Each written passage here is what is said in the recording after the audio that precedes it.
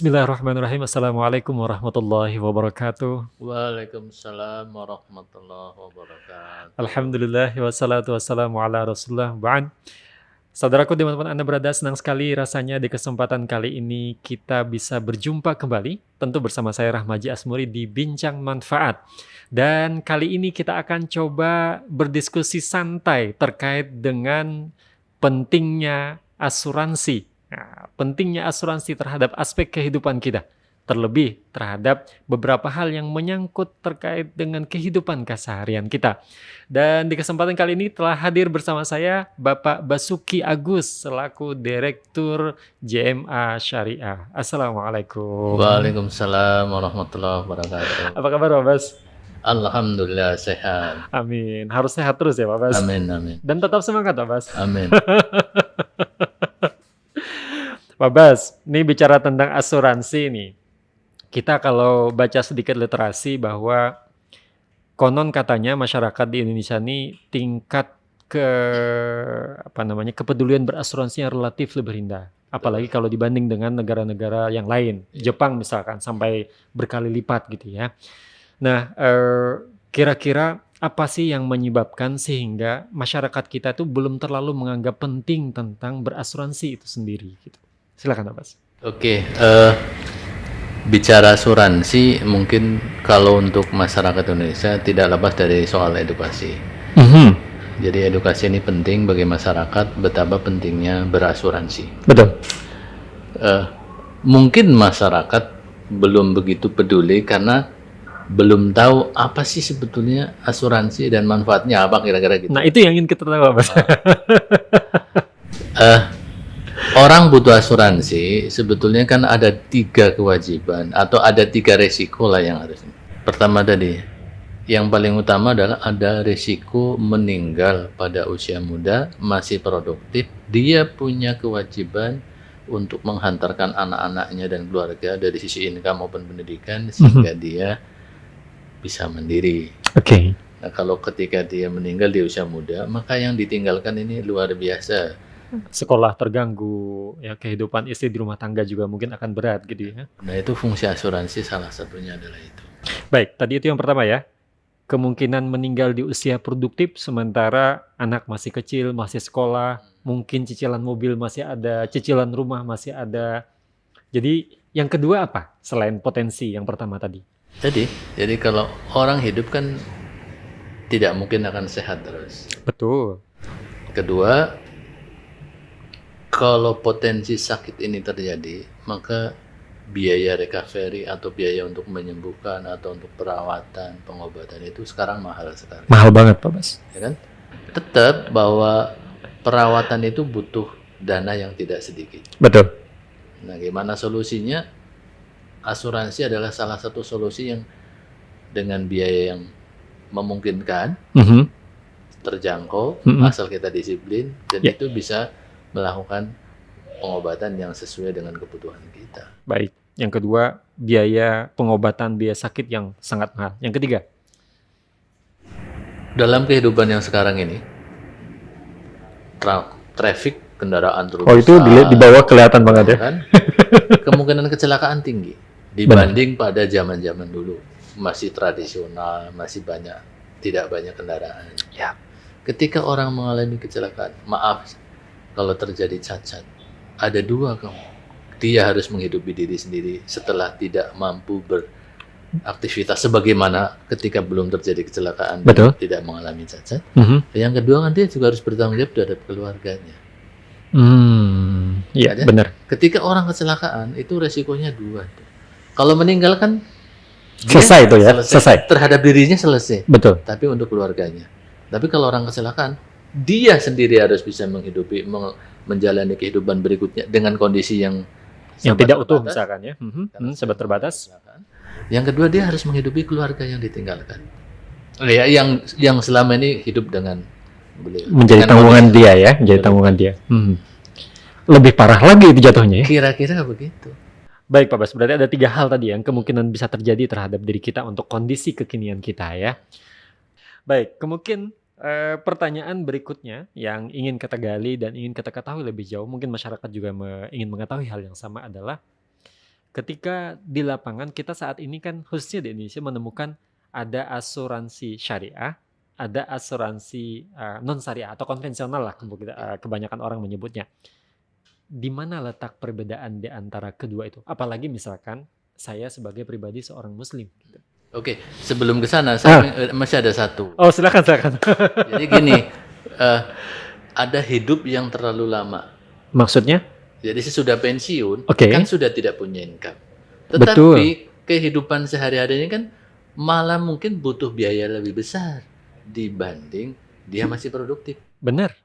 Nah, Karena itu kan harus- potensi sakit itu kan lebih muncul Nah, di kala kita lebih tua. Yang kedua, harus disiapkan ketika dia produktif, maka dia harus mempersiapkan dana tertentu sehingga ketika nanti menginjak usia pensiun sudah ada income yang bisa dia peroleh per bulan, per tahun dan sebagainya. Oke. Yang bisa dilakukan. Itu Dan jadi itu hanya bisa asuransi. asuransi. Oke. Gitu. Baik. Pertanyaan saya tadi terkait dengan kita menemukan di lapangan antara asuransi non syariah sama syariah gitu ya. Oke. Bagi saya sebagai seorang muslim, nah bagaimana cara membedakan ini agar pilihan kita itu tepat lah gitu bahasanya. Jadi sebagai muslim kan kita ingin semua aktivitas yang kita lakukan itu kan bernilai ibadah, Benar. ya kan? Bagaimana mungkin pergi kerja ibadah, Benar. ke masjid ibadah, Benar. menolong orang secara ini ibadah, Ya. membantu orang kesulitan ibadah. Pokoknya aktivitas apapun kita inginnya nilainya ibadah. Nah, pertanyaannya mungkin gimana dengan asuransi? Ya. Kan? Nah, ulama-ulama sebagian besar berpendapat bahwa asuransi itu boleh asal tidak mengandung 3 hal. Apa itu? Pertama, gharar, maisir, dan riba. Gharar, maisir, riba. Nah, ini apa nih? Gharar itu seperti apa esensinya? Gharar ini kita bahasakan gini loh. Orang bertransaksi atau melakukan sesuatu, tapi ada sesuatu yang belum jelas. Contohnya gini, kenapa asuransi konvensional atau yang non syariah oke. mengandung gharar? Karena di asuransi konvensional atau non syariah ini kontraknya jual beli. Maksudnya jual beli? Jadi gini, saya beli produk asuransi, Betul, oke. kalau saya mati, ya kan, saya dapat ini. Oke. Kalau saya nggak mati, nggak dapat. Oke. Pertanyaannya, ketika saya beli produk asuransi, saya kan bayar premi. Betul. Ketika saya bayar premi, bayarnya jelas. Iya. Tapi saya dapat apa belum jelas. Kan potensi mati, kemungkinan mati kan nggak jelas. Iya. Apakah saya akan mati besok? Betul. Mati sesudah kontrak asuransi berakhir? Betul. Kan nggak jelas, nggak tahu. Benar. Jadi gorornya di situ. Padahal kalau oke. kontrak yang simple, Ya. nih ya, saya kontrak.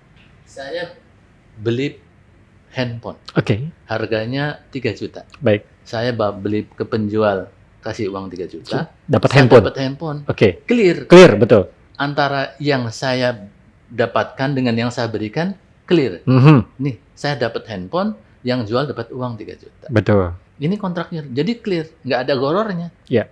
Nah, kalau di asuransi konvensional, kan ada gorornya. Saya bayar preminya jelas, Ya. tapi dapat manfaatnya belum jelas. tentu. Nggak tahu. Itu Oke. goror. Baik. Oke. Clear insya Allah ya. Jadi yang dinamakan gharar itu karena kita belum tentu nih mendapatkan manfaat itu ya. Coba, Ya, saya ya. kan belum tentu Bayar meninggal. sudah pasti nih ya di awal. Saya belum tentu meninggal. Oke. Saya belum tentu sakit di dalam masa kontrak. Betul. Saya belum tentu terjadi kecelakaan di masa kontrak. Ya. Tapi saya pasti bayar preminya. Pasti bayar harus bayar. preminya pasti, Oke. tapi dapat manfaatnya belum pasti. Baik. Itu goror. Nah, bagaimana dengan asuransi syariah yang katanya menghilangkan aspek Nah, itu? sebetulnya ini kan konteksnya jadi nanti setelah ini. Jadi yang kedua maisir. Oke, maisir dulu. Oke, silakan. Maisir ini karena tadi efek atau dampak dari kontrak jual beli antara perusahaan dengan pemegang polis, Oke. maka kan jadi gini. Kalau saya mati, keluarga saya yang tinggal untung, perusahaan rugi. Karena harus mengeluarkan uang gitu Iya. maksudnya. Oh. Kalau saya nggak oke. mati, Iya. perusahaan untung. Iya. Karena saya nggak dapat apa-apa. Nasabahnya yang bahasanya bayar premi kerugian lah di Betul. situ. Oke. Jadi karena kontrak jual beli itulah menciptakan kondisi seolah-olah menjadi saya kalau meninggal keluarga saya yang untung, Baik. kalau tidak meninggal Meninggal, perusahaan perusahaannya yang untung. untung. Itu kan maisir. Ya. Padahal kontrak jual beli kan clear, nggak ada yang harus maisir untung. Yaudah, saya untung dapat handphonenya, Ya. Bapak untung dapat uang. Itu clear kan ya? Clear. Oke. Nah kalau kontrak asuransi Mm-mm. nggak clear, Ini maksudnya nih untung-untungan lah kita di situ ya. maisir untung-untungan. Oke, baik Pak Bas. Lanjutkan terkait dengan maisir tadi. Yang terakhir riba. Oke. Jadi kalau di asuransi konvensional ada mengandung riba, pertama kan memang beberapa perusahaan itu kan menginvestasikan dananya dengan menetapkan sebuah hasil yang pasti segini, misalnya 6%, 7%. Oh, oke. Padahal kita kan nggak tahu hari esok akan seperti apa, Betul. tahun depan akan seperti apa. Jadi memastikan sebuah hasil itu kan Itu yang tidak boleh ya. Kita misalkan dipastikan kalau menginvestasikan dana di asuransi nanti setiap bulan atau setiap tahun akan dapat sekian persen. Padahal fluktuasi investasi hasilnya itu setiap bulan tidak tahu. belum tentu juga. Oke, baik. Jadi 3 hal itu tadi ya. Yang membuat asuransi konvensional ini haram Bagi sebagian ulama. Sebagian besar ulama haram. Baik. Nah, ketika itu dinyatakan sebagai haram, maka tadi yang keinginan kita untuk senantiasa aktivitas kita ini bernilai ibadah, berarti tidak ada alternatif dong pilihannya ya. Betul. Artinya kan solusinya gimana? Sementara dalam kehidupan masyarakat sekarang ini, asuransi itu sebuah keniscayaan. Keharusan sekarang ini ya. Keharusan. Coba orang, saya contohkan, orang pergi ke bank, pinjam uang, Ya. harus ada asuransinya. Benar.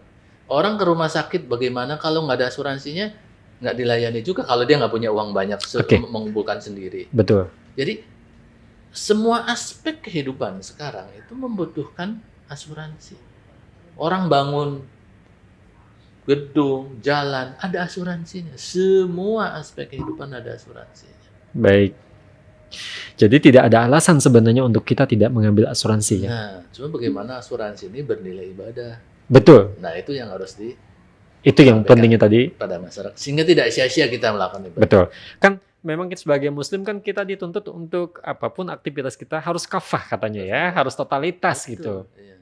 Jadi jangan sampai rajin ibadah ke masjid sementara nabung, sementara berinvestasi masih yang mengandung riba gitu ya. Oke. Baik. Oke, sudah tergambar kita. Yang pertama tadi kenapa pentingnya harus berasuransi. Yang kedua adalah ke arah kenapa kita sebagai seorang muslim harus syariah, karena tadi kita nilai ibadah. Mungkin arahan yang ketiga Pak Bas. Sebelum ke sana saya menyampaikan, tadi kan baru menjelaskan bahwa konvensional itu haram. Oke. Oke. Kan harus ada alternatif, harus ada solusi. Oh, baik. Harus ada solusi. Solusinya adalah memang harus asuransi syariah. Oke. Kenapa syariah itu bisa menghilangkan menjadi pilihannya, menghilangkan yang 3 hal tadi ya? Oke. Pertama tadi, kalau tadi dengan konvensional kan asuransi kan kontraknya jual beli. Betul. Atau tabaduli. Nah kalau di asuransi syariah itu kontraknya adalah ta'awun. Saya Apa itu ta'awun? menggambarkan gini, kalau tadi antara perusahaan Ya, bertransaksi kan? jual beli, kalau ini adalah antara semua masyarakat yang ingin berasuransi, contohnya ada 5 orang di sini, 6 orang, ingin sepakat untuk saling membantu kalau terjadi musibah. Jadi saya berdonasi atau tabaruk lah, 100 rupiah, 200 rupiah, 1000 dan sebagainya. Sehingga kalau ada apa-apa, kami membantu keluarga yang ditinggalkan, atau kami membantu keluarga yang mengalami sakit, atau kami membantu keluarga yang mengalami musibah kecelakaan. Kontraknya ta'awun. Dengan ta'awun itulah menggugurkan tadi goror, maisir, itu gugur, hilang. Karena kontraknya bukan jual beli, kontraknya adalah antara peserta yang satu dengan yang lain tolong menolong. Sedangkan antara peserta dengan perusahaan, kontraknya adalah wakalah bil ujroh. Saya sebagai mudorib untuk mengelola teman-teman. Kalau ada yang mengalami musibah, tolong dong diurus sana, tolong dong di sini. Jadi perusahaan bukan sebagai penanggung resiko, tapi sebagai pemegang amanah untuk menjalankan amanah. Saya kalau ada yang meninggal, mau investasinya dari mana dan sebagainya. Baik. Itu yang menjadikan asuransi syariah ini menjadikan bisa menghilangkan yang. Sederhananya mungkin kalau kita lihat praktek di sekitar tempat tinggal kita, kan ketika ada yang mengalami musibah cenderung tuh kita urunan. urunan Kematian, iya urunan kematian kan, Iya. kita memasukkan uang gitu ya ke Iya. dalam ember Betul. gitu, dan itu digunakan untuk pengelolaan membantu pengelolaan jenazah itu. Nah, Jadi kalau konsepnya hampir mirip seperti itu. mirip seperti itu, hanya skalanya lebih besar. Oke. Pertama, skalanya lebih besar. Kedua, ya mungkin bahasa orang sekarang, dikelola secara profesional. Oke. Tapi esensinya adalah bagaimana membantu keluarga yang mengalami musibah sehingga dia bisa tetap survive menjalani hidup sebagai rencana awal yang sudah ditetapkan. Karena kan kalau meninggal kan harus ada masa transisi, mungkin kaget lah. Tidak sedikit orang yang tadinya mungkin hidupnya mapan ketika pencari nafkah atau keluarga yang Tumpuan tumpuan utama ya. utamanya itu meninggal, maka apa saja yang ada di rumah dijual Betul. untuk menghidupi dalam rangka menjalani kehidupan selanjutnya. Untuk bisa bertahan malah. Iya. Nah, gimana nih asuransi solusi di situ harus ada di situ. Dan itu dijawab oleh asuransi syariah tadi. Iya. Baik, saya ulangi sedikit. Karena menghilangkan gharar dan maisir tadi, ini konsepnya ta'awun. Jadi di antara orang yang ikut asuransi itu disisihkan sedikit dananya untuk nanti dikumpulkan ke dalam sebuah tempat lah, mungkin bahasanya gitu ya. Jadi ketika ada yang sakit diambil dari tempat itu. Betul. Oke. Jadi, kan kalau berasuransi syariah kan agak ada semacam tagline lah ya. Berasuransi sekaligus menolong orang lain, sekali membantu orang lain. Manfaatnya kalau dia nggak meninggal, dia kan dapat manfaat pendidikan, manfaat keluarga, manfaat bahasa. Tapi kalau orang lain meninggal, berarti kan dia membantu orang lain. Iya. Infaknya ada di situ ya. Jadi kan bernilai pahala juga kan. Benar. Atau kejadian keluarga yang meninggal saya, misalnya keluarga saya, maka orang lain akan menolong saya. Ya. Ini kan konsep yang sangat bagus sekali untuk saling membantu. Dan sebenarnya itu sudah kita jalankan keseharian kita ya. Cuman tadi skalanya kecil ya. Nah ini kan bisa skalanya se-Indonesia. Kalau ada yang beli di Irian, saya membantu keluarga yang di Irian yang mengalami musibah. Oke. Saya membantu saudara kami yang ada di Aceh yang mengalami musibah. Jadi ini sangat luar biasa dan potensinya besar sekali kalau seperti itu. Baik, itu yang menghilangkan. Nah, tadi yang terakhir menghilangkan ribanya sendiri seperti apa di syariah? Iya, kita kan harus menginvestasikan di tempat-tempat yang sesuai dengan ketentuan syariat. Contoh tidak menetapkan di depan. Kalaupun ada investasi, kita hanya ini asumsi loh. Asumsi ini diambil dari mana? Dari pengalaman tahun lalu kita menempatkan di sini hasilnya segini. Sehingga asumsinya segini. Okay. Yang ditetapkan adalah nisbahnya. Patokan bagi hasilnya. Oke, paham. Misalnya untuk nasabah atau peserta atau sekian persen. Polis, misalnya 80%. Oke. Perusahaan 20% dari hasil investasinya. Iya. Jadi memang nisbahnya yang ditentukan bukan hasil akhirnya. Baik. Misalkan nih sederhananya kalau kita buatkan contoh ya. Misalkan investasinya bulan ini kita dapat 1 juta karena nisbahnya ditetapkan di awal 80% untuk nasabah, 20% untuk perusahaan, berarti asumsinya saya dapat 200.000 dan 800.000. Perusahaan 200.000 kan? Kemudian pesertanya atau nasabahnya dapat 800. Ketika bulan depan dapat lagi 2 juta, berarti 80% dari 2 juta, 1,6. Oke, berarti tidak ditentukan seperti yang konvensional ya atau non syariah, sekian persen saja, mau tercapai 1 juta atau 2 juta atau 3 juta hanya dari 6% dari investasi itu. Oke, baik, clear. Apalagi yang tadi bisa membedakan antara sehingga kita menentukan pilihan di asuransi syariah. Pertama, kita kan dikawal oleh Dewan Pengawas Syariah. Oke.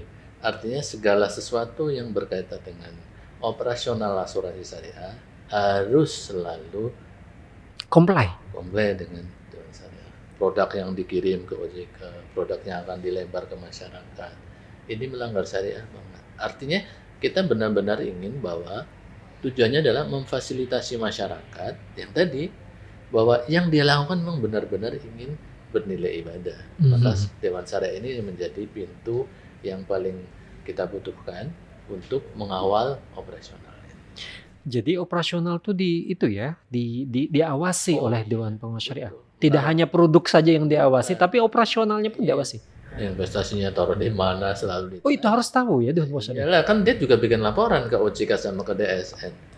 Oh, begitu. Artinya, Oke. ya kita ingin bahwa terlepas dari soal ada pengawasan, tapi memang Oke. betul bagaimana ini memang benar-benar mempertanggungjawabkan bahwa ini perusahaan syariah.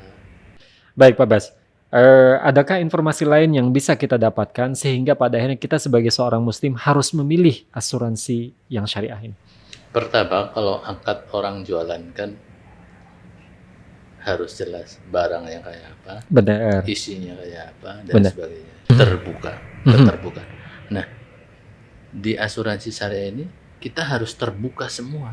Biayanya apa aja, manfaatnya apa. Jadi di depan itu orang memang tidak membeli kucing dalam karung. Kalau saya melihat keterangan dari awal tadi sampai terakhir, itu kan memang seolah-olah menjadi bagian dari transaksi yang selama ini digembar-gemborkan orang, ya. Betul. Artinya, mohon maaf sekali, kalau saya sebagai seorang non-muslim, boleh dong saya beli kayak gini, karena ini menurut saya ini profesional nih, gitu. Boleh, justru ya kan masyarakat kan kita berasuransi kan muamalah. Iya. Muamalah kan boleh dengan siapa saja kan, dengan Oke. non-muslim, dengan siapapun boleh. Ini kan saling membantu secara masyarakat kan. Konteksnya adalah Humanity, ya. hablum minan nas Iya. lah, kira-kira gitu lah. Konteksnya adalah saling membantu sesama manusia. Interaksi masyarakat kita. Artinya, walaupun di asuransi tersebut atau di produknya ada embel-embel syariah, itu bukan berarti menutup diri bagi orang yang non syariah, non Islam maksudnya untuk mengambil program Justru itu, ya. menurut saya salah. Oke. Kalau memang ini bagian dari dakwah, Iya. bagaimana mendakwah mereka dari sisi ekonomi? Sip. Ya kan? Kalau memang ini bagian dari dakwah, bagaimana memulai dakwah dari sisi ekonomi? Ya. Itu mungkin lebih kena kan? Artinya maksud saya, ini sekaligus ajakan juga nih bagi teman-teman kita yang non-muslim. Artinya jangan ragu untuk mengambil yang syariah ini. Baik, mungkin pertanyaan berikut, kenapa harus JMA syariah? Oke. Gitu mungkin. JMA Syariah ini kan asuransi miliknya masyarakat kecil. Maksudnya, karena ini punya koperasi. Jadi pemegang sahamnya adalah mayoritas adalah koperasi. Koperasi kan yang punya kan anggota-anggota masyarakat kecil. Betul. Dan ini koperasi terbesar di Indonesia yang punya ini. Artinya yang sudah punya jaringan dari Bali sampai ke Lampung, kantornya hampir 150 kantor. Oh, subhanallah. Ya. Dan insya Allah sih ya, kalau kantornya ya selalu di jalan kelas 1 lah. Artinya kita ingin menjaga bahwa induk kami sangat menjaga bagaimana bisa dipercaya oleh masyarakat. Oke, apalagi JMA ini lebih unggul dibanding asuransi syariah lain, sehingga saya harus menentukan hanya ke JMA kok pilihannya gitu. Paling nggak gini lah, kita adalah asuransi syariah satu-satunya yang sudah terdaftar listing di BEJ. Apa itu maksudnya? Ya udah go public. Oh. Kita udah TBK. Oh, subhanallah. Satu-satunya asuransi syariah saat ini. Iya. Jadi nggak ada keraguan nampaknya ya, kita kenapa harus mulai JMA. Oke. Baik. Pak Bas, ada hal lain Pak Bas yang memberikan gambaran buat kita sebagai masyarakat umum ini, kenapa tadi harus berasuransi, kenapa harus asuransi syariah, dan yang terakhir kenapa kita harus dengan JMA itu sendiri? Ya, artinya di kehidupan modern sekarang ini asuransi adalah sebuah kebutuhan.